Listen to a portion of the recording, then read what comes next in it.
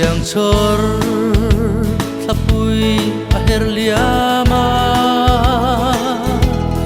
sing trian kol moi ten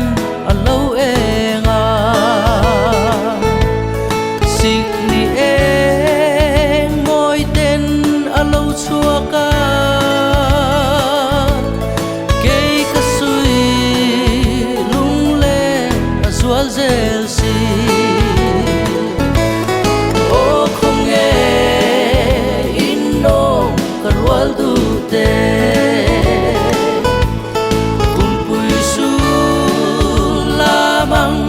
alo her hian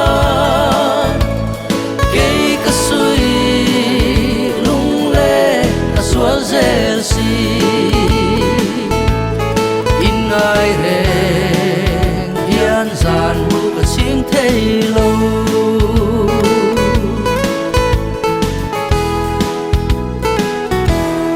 ton mang mon changan ka phal si lo ten zai vora tuan relai ni tuna nun hlui mai an chang ta si kangai kangai vong vong o không nghe in nong karwal tu te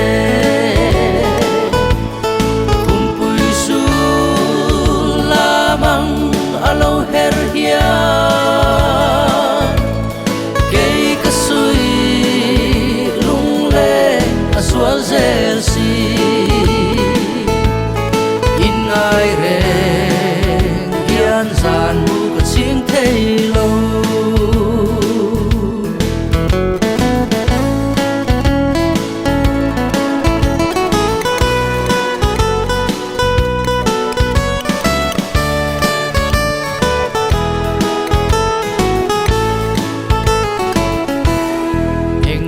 ma